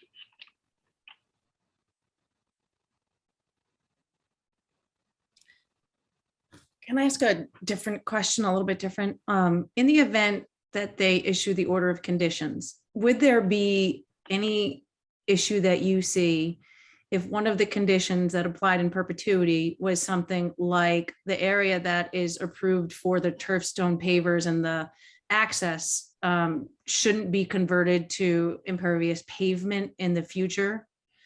So I guess what I'm looking at is in the event that this doesn't work out as intended, I don't want to look at the situation, say, oh, well, now we have to pave it and there's nothing else we could do and it's already there. And because if someone had proposed pavement right from the beginning, it might not have issued the order of conditions. So do you see any problem with any type of condition that would go in perpetuity that says this location for this driveway access won't get paved in the future or something to that effect? Do you see that as a problem? I don't, and I'll explain why. Okay. The reason why we're coming up with the turf stone is because our interpretation of the regulations is if we wanted to install pavement, it would not comply with the riverfront area requirements as it is. So, but just by definition of the statute, we couldn't install pavement in that area.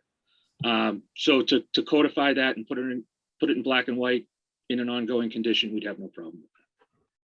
Yeah, I just look at it as that someone could come back in the future under different ownership or whatever and say, well, I am just, what was I gonna say? Sort of not redevelopment, but that's on my mind, of an existing condition type of thing. So we're not changing anything. We're just, this is already here and it's not quite working as we thought. So because we see a lot of that. It comes in dribs and drabs and whatnot. So I just wanted to make sure in the event that they decide to do some type of condition like that, you don't foresee any problems. No, I don't think that would be a problem. I would request that when you draft the language, maybe say that it could be maintained in kind with the pervious surface. So, they could go back and, obviously file a request or a notice, go back and replace some of these turf stones 20 years down the road. Like that routine maintenance, of course. Yes. Perfect sense. But, Perfect sense. Yeah. Okay, good. Sorry, this is Doug Avola with IRG. The only other thing, assuming it's not assumed as part of this conversation, is that if something was to come up in the future, for example, there's a different means and methods of achieving the same type of surface. So if it's not the concrete block filled with turf, but some other type of block or item that's filled with turf, keeping it the same condition. But if there's a different product that does the same thing, we would want that opportunity. It might be something that's more durable, or maybe there's a cost impact, but as long as it performs the same, we would just want that ability in the future. Yeah. That makes sense. Yeah, pervious surface or some language to that effect. Yep. And replacement in kind and normal maintenance and all of that stuff. That makes perfect sense.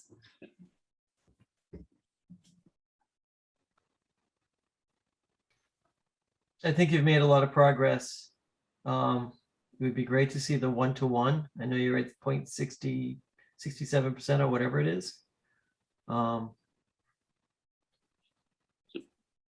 you have any other suggestions to increase that percentage? So we were looking at within the 100-foot, trying to remove parking and that sort of thing. That there may be some areas out in the front of the building that we have the opportunity to remove, but they're not as high value as what's on the river. But I do respectfully just want to indicate that it is an or, not an and. Right. And I understand exactly, we're looking for a lot from the commission. So I'm more than happy to try and get that 1-to-1, but it may not be as high value as right along the river here. We And do can I have just some, ask, understanding that it's F or G, is the where the end of the removal of the pavement, is that the end of the property? it is not the end of the property, actually. If you give me 1 second. We're removing a number of spaces in Right. here. We might be able to add some landscaping into this island here and move some of this pavement. We do have some parking commitments with tenants that we tried to find some spaces that would be suitable without dealing with existing leases and that. So you can't give up any more spaces along that side? No, so we've kind of gone as far as we can on that side, and there might be some opportunities out front because the river does wrap around this building. So the river is this whole kind of Tony, if you area. could stay on that screen for a second, you can see there's a lot of concrete sidewalk in the front. One of the things that we've discussed is that there's probably a lot more than needs to be. We certainly would be interested in taking some of the concrete out if that could count. I mean, it's not on the same side, but it is in a fairly close proximity to the water on the opposite side of the building. But we could get rid of a number of these concrete aprons and turn that over to the landscape. entirety of the site, excepting for the 200-foot riverfront area pretty much comes like this on the site. Everything is, inside here is within the 200-foot. There's like this little tiny area up front that is exclusive of it, but the river wraps around the entire site. It's a peninsula out in the Saugus River. Any opportunities in that northeast corner where those parking spots are up there to remove? That's a very tough area for us because right. There's a loading dock. Oh, You yeah. can see the concrete pad there, and just to the left of that, that's a loading dock area. So they get trailer truck traffic in there. Okay, It's just a very tight corner. yeah.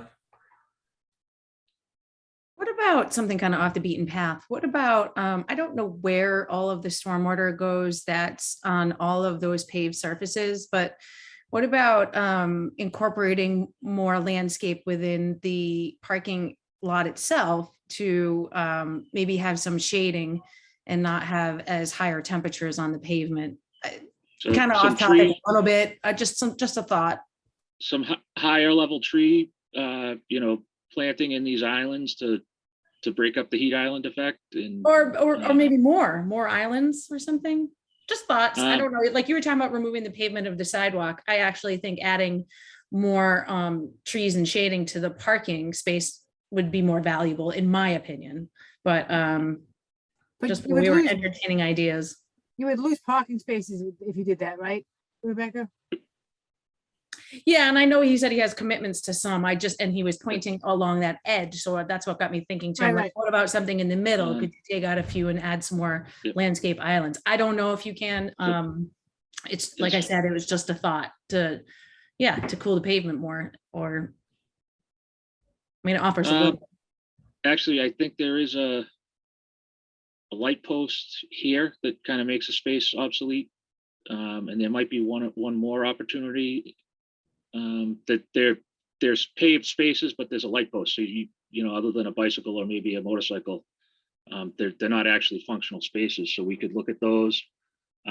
You asked about stormwater. There is a stormwater basin here, and then stormwater runs off into this area here as well. So So the whole the parking parking- lot goes to one of those two places. correct. Yeah, I actually like it better now that I know that that's what's happening. So, Is Right, that, just something to look at. sorry, No, is I'm that a concrete sidewalk or apron along the northern parking spots, the back of the parking It's spots? it's a crushed stone apron that Okay. acts as kind of like a filter berm Okay, before it All goes right, into the. nice. And same thing on the southern side where you're proposing removing the Cor- spots? That's also. Correct. Okay, but because we'll have such a large space, we are gonna take out that portion of the filter berm, because this will be woody vegetation at that point in time, so it'll actually act as a better filter than just the 4 feet of crushed stone. Right, makes sense.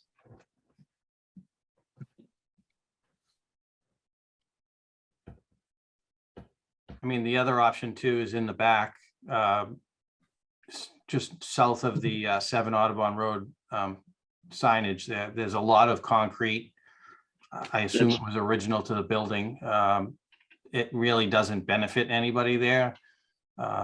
We'd certainly be interested in or open to reducing the quantity of that concrete. Yeah, so there's a large pad here. We are removing a portion of the pad right here already. Yep. We have a saw cut line. But, you know, this could become just a walkway that services the door. And again, some sort of a walkway, and we could pick up quite a bit more impervious surface that would be reduced. Yeah, we could do that out of, concrete pavers, which would be better for us aesthetically than concrete. And maybe some plantings, additional plantings, maybe pollinator garden, or just some sort of plantings in that area. Yeah, That's so fine. yes, the I'm not sure if you're familiar with the roadside matrix. There's a lot of wildflowers in there as well, umbrella aster. But if we could work with Rebecca to come up with some actual plantings as well as the seed mix to really round that out. I mean, it sounds like the commission's a bit more receptive to this idea. A couple of minor refinements. I think we're getting close. So I mean, if you tell us what you're looking for, we're more than happy to add it. I think you're making good progress. I think there's a little more work to do. But I think, from what we've talked about, it looks like there's some options.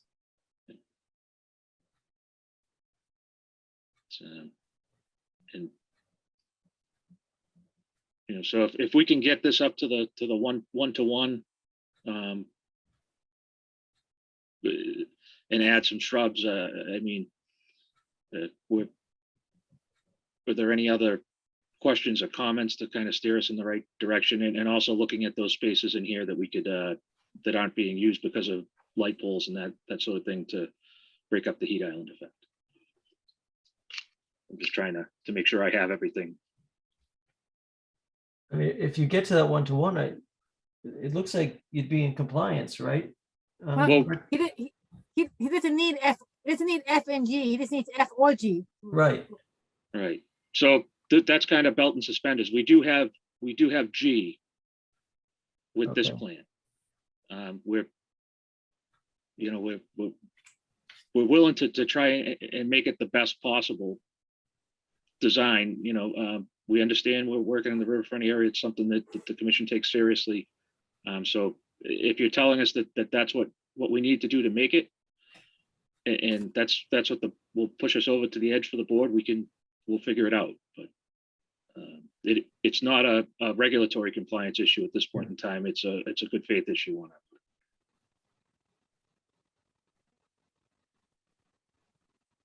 I mean, my thought would be anything further would be great. I'm not sure what other commissioners, thoughts are, but yeah, if there's some more incremental improvements that could be done in such a sensitive area, we should be looking at every possibility.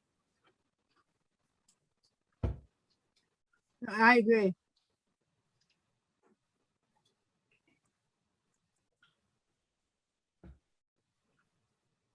And again, I think a lot of good progress has been made. Definitely appreciate it. All right. I'll see if I can get a quick update, and if Rebecca doesn't mind, I'll try and run it by her Tuesday, and then hopefully if we get a bit more positive feedback, and the building owner is trying to move forward and getting a tenant in. If the commission is somewhat you know, if we get to that 1-to-1, is there any way that we might be in a position to close an issue? I know it's a big ask, but this is a technology-driven tenant. It'll be a good tenant for the town of Wakefield, and you know, we're really trying to make this work, and you know, we're starting to get close on timing on some of these items. Yeah, do any of other commissioners have any comments or asks? Well, Rebecca, anything else on your end? I don't think so. I think we are towards the end. Yeah, I agree. No, I thank you all for your time. We hope we can get on the agenda for the next meeting, and you know, look forward to talking to you again. I don't believe there's a necessary extension at this point or anything like that. So June 23rd is the next scheduled meeting. You Right. think you'd have something by then? Yeah, I'm hoping to have a draft to Rebecca Tuesday morning, and then if she gives it her blessing, or at least her, you know, doesn't disapprove of it, we'll finalize it and get it out to her the next day. Okay, sounds good. All right, well, thank you. Thank you. Thank you. Appreciate your time. Thank you. Thank you very much. Thank you. All right, we're gonna move on to the next topic. We're about 20 minutes behind schedule. Rebecca, do you need a moment? No? All right. Next up, actually, I need to let my dog out the front door. I need a moment. Give me like 30 seconds. Anything you want to say about Bob?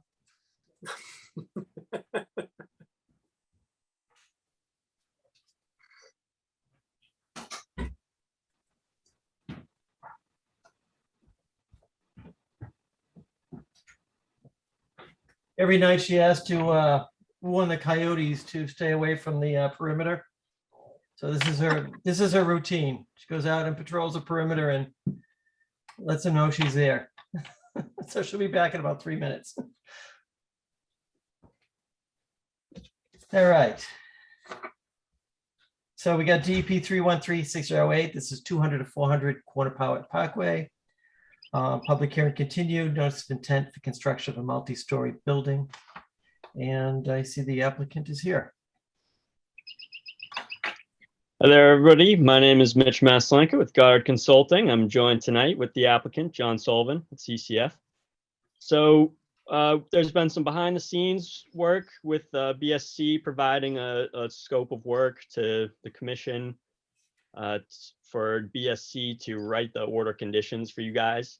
So it's my understanding that the contract needs to be signed by the commission. The check has been provided by the applicant to pay the fee. So it's up to you guys to vote tonight to say, yes, we're all in agreement to sign that proposal and put that into action so that BSC can move forward with putting the order conditions together and have this project approved. So you guys want to vote to move this along? Wasn't the issue that the check for the prior work hadn't been received? So I have two checks been received for the prior work and for this new work? Yes. Okay, thank you. Right, so what we need to do is vote on the change order. The latest change order, which is number 3. Have we seen that change order? Yes.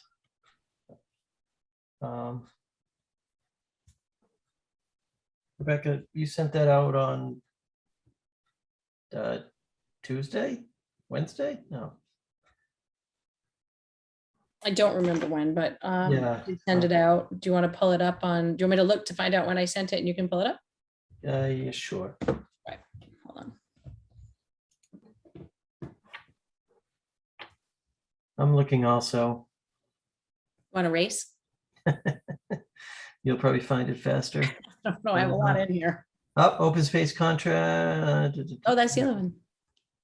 Is that it? No, No, it's not the that's open not the space other one. No, wait a contract. minute, sorry.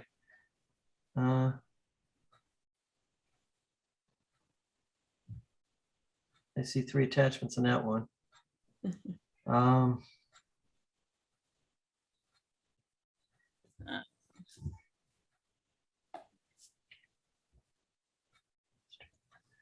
Water Street, 700 Audubon. 200, Tunda. I'm not seeing that one.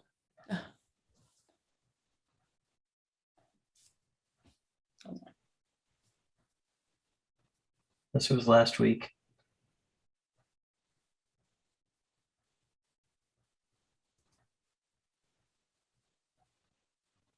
I'm gonna forward it to you again right now. I just sent it to them. Hmm? I just sent it. Oh, so did I. Okay, now the race is on. All right. I have Judy's. Oh, so do I.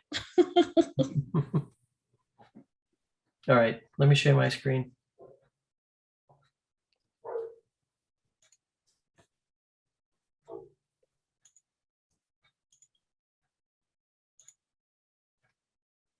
Whoops, wrong one.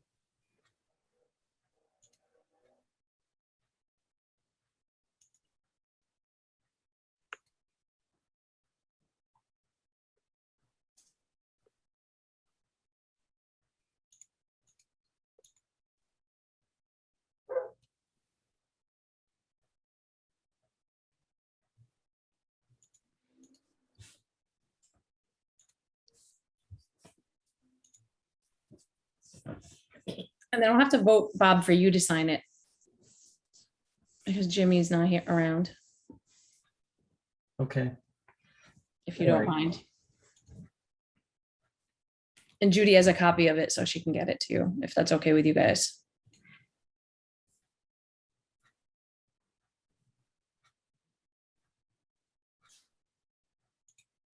all right. I think I found it.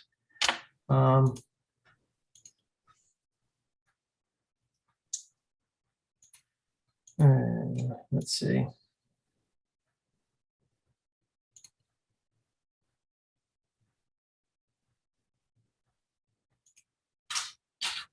Hang on for a second. I gotta go let you know who back in.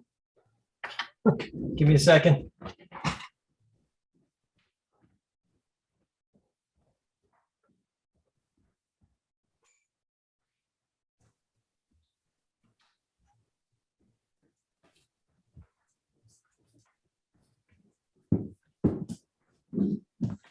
All right.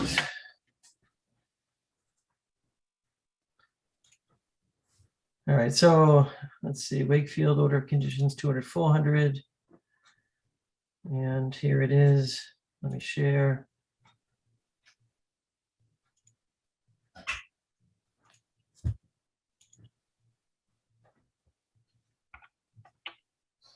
All right, can you see this?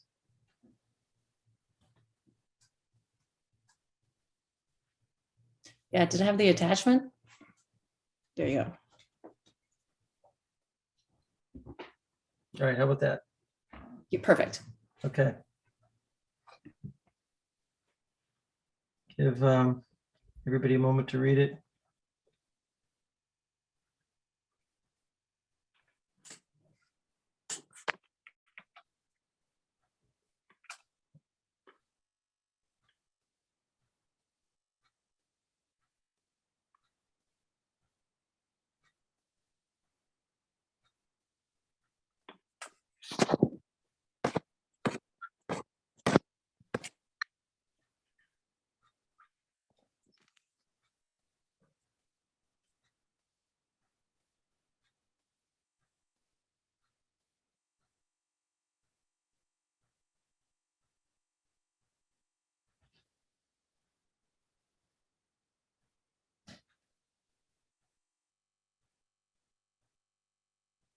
I'm sorry. it doesn't say how quickly they can do it. It just says it's gonna be done in a timely manner. Did you discuss the timing with them, Rebecca? Yeah, I think what we were hoping to do was have the contract voted on and for Bob to vote to sign it tonight. Yep. And then once Matt Byrne has that, he was going to get started. He has already collected the most recent set of plans. He does want to chat and get up to date. And then my thought is the next hearing would be a presentation of the draft order of conditions. You would likely issue any comments, close the hearing at that time, and then we would get it out the door. That's my thought. Okay, and it sounds like they can do that. Okay, I believe Matt Byrne is on the same page in regard to that time. okay, that's helpful. Thank you, Rebecca. Well, I vote to approve this. All right, so well, first, I vote to have Bob actually sign it. How's that? so actually is, for, let's see, for a matter of procedure here, I think we have to vote on approving it and then vote for me to sign it, I believe. So all in favor of voting for the approval of change order 3? Ken, Ken's recused, sorry. You need a second. You need a second, Bob. Actually, who, oh, Teresa, you made the. I moved it. You made the motion. I second. Okay, Peter, all right, all in favor? Paul, Yes. Peter, Yes. Savannah, Yes. Teresa, Yes. and I also vote yes. And for the record, Ken is recused. All right, so now we have a motion, it's been approved. I'll make a motion to have Bob sign it on behalf of the commission. Second. Okay, all in favor? Paul, Yes. Peter, Yes. Silvana, Yes. Teresa, Yes, and I don't know if it's appropriate for me to vote. of course it Or is. It is. I don't know. I guess I'll abstain. We still have a majority, so I guess I'll abstain from that vote. All right, so Rebecca, when and how can I get my hands on this to sign it? Judy has a copy of it. I can Okay. drop it off tomorrow. Are you Okay, around great. tomorrow? And then you can just put it back in my mailbox whenever. Bob, Okay. can't you just print it? Yeah, print it, sign it, and then scan it. Yeah, that's a good idea. Or I'll just do this. I'll print it, sign, and drop it off in your mailbox. Okay, perfect. Okay. Anything else to discuss right now in 200, 400? I just had a question about the closing of the hearing date. So I was wondering, since we're meeting in 2 weeks, if we close tonight, we know we'll still have 2 weeks for Matt to put it together, a rough draft, come to the commission, we can talk through it, commission can make comments, applicant can make comments. And then that night, Matt will have a good idea and understanding of what he has to revise. And then he has the remaining next week after that to finalize that order of conditions. But that wouldn't give us another meeting to talk about them. Well, I think you could, put some trust into the peer reviewer that you guys are hiring and requesting those likely minor revisions to. That's up to you, though, if you'd feel comfortable with that. I think logistically, another problem is because we don't really meet in person, collecting the signatures takes a little bit longer than ordinarily. I mean, ordinarily they used to sign it at the meeting, but we don't do that now. And so in the event that we waited the 2 weeks, that only gives us 1 week to do any revisions and gather all the signatures and get it back to me and on the day that I'm working and out the door. I think that's a little bit more, or it's equal.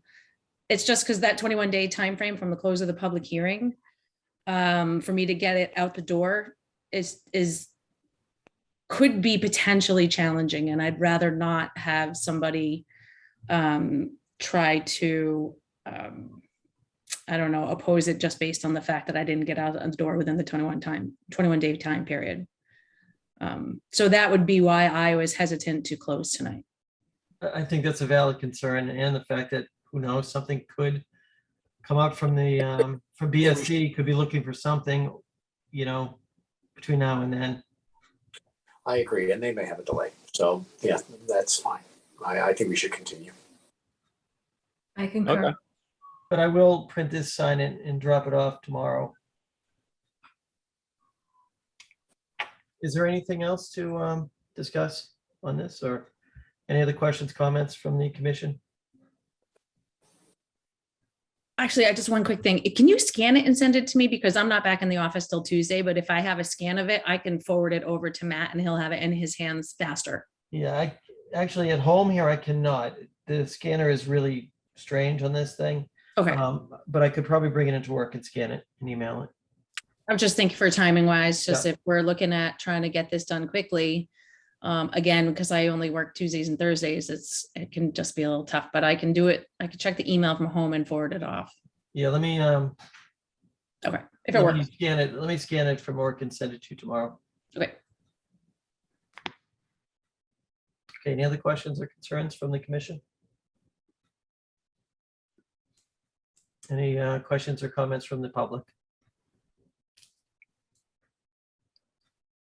All right, we'll continue until Thursday, June 23rd. And we'll take care of getting this signed and back to Rebecca. Right on. All right. Appreciate it, everyone, and talk to you soon. All right, Have thank a good you. one. Good night. Thank you.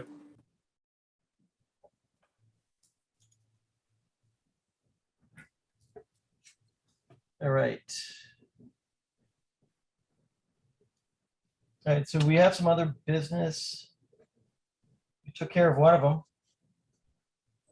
The vote and change on number 3. Open space contract. I did see that email. So I think Teresa made some edits or comments. I forwarded them to Tom Mullen. He expressed gratitude for Teresa doing such a good job and making his life easier and sent it back. And then I forwarded that to you guys. Did he know that the invoice for billable hours was coming? That was a pro bono project for me. All of my time here is pro bono. I don't, if I talk fast, remember, I'm used to counting my time in tenths of an hour. So.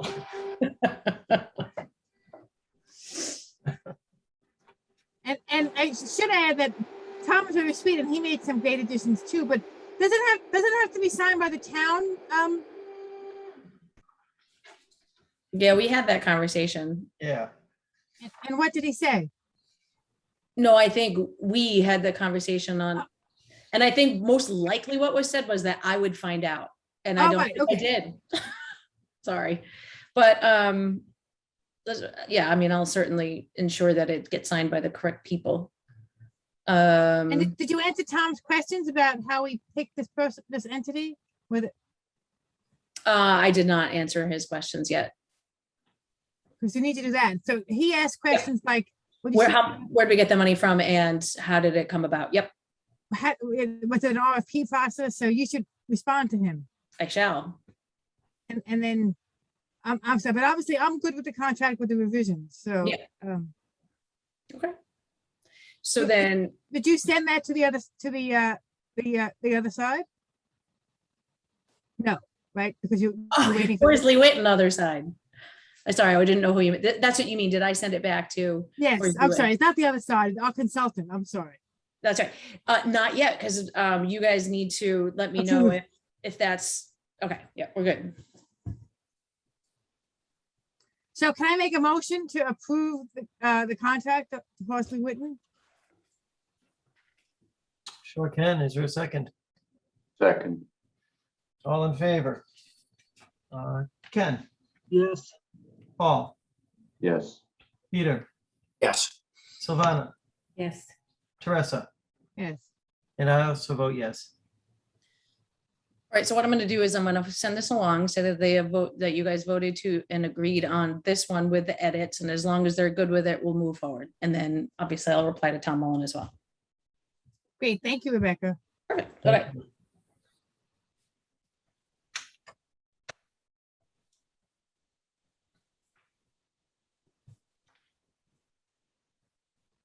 And I have printed and signed the BSC group change order. And I will bring that to work with me tomorrow. That Bob is a multitasker. Really? The record, I can show you the signed, There's an app on your phone. You can scan it by taking a picture. actually there is. It's a little funny when you do that though, how it I'm joking. sometimes crops and stuff. Yeah, doing it I'm tomorrow from the joking. office is a good idea, Bob. Yeah. Yeah, actually, one of my kids showed me that app to scan on your phone. I'm like, wow, this is cool. All right. Anything else there, Bob? I don't see anything else on this agenda. Rebecca, do you have anything else? I don't have anything else. Judy, what about you?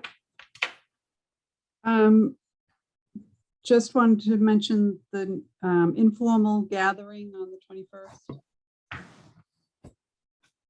That's Tuesday, right? Yep.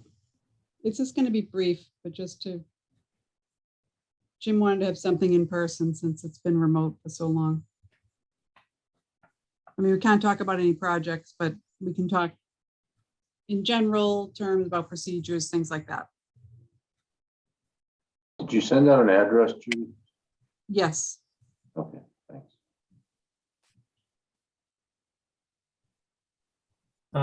We also need to figure out a backup for me on the 23rd. Do you want to call Dennis?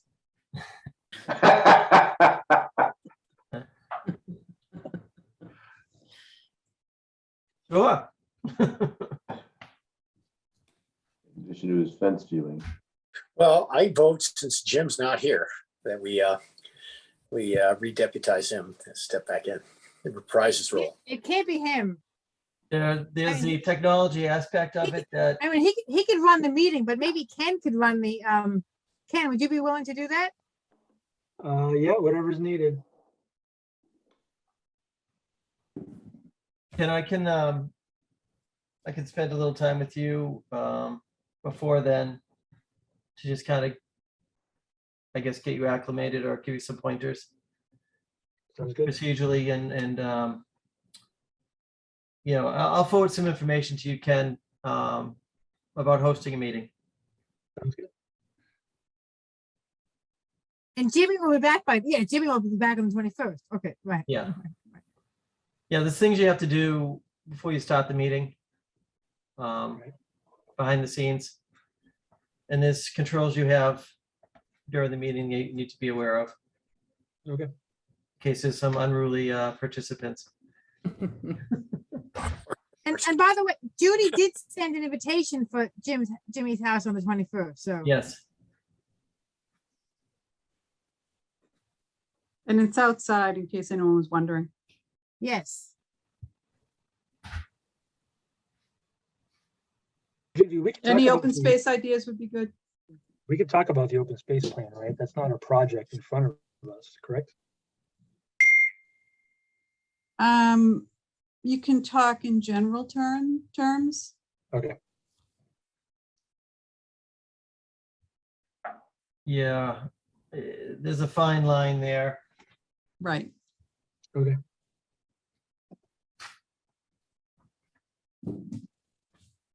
I'll be sure to print out some rules. Yeah. Judy, you're gonna be there, I hope. We'll see. What do you mean? Judy, I could come over and get you and bring you. Jimmy made me arrange the whole thing, so Yeah, you got to show up.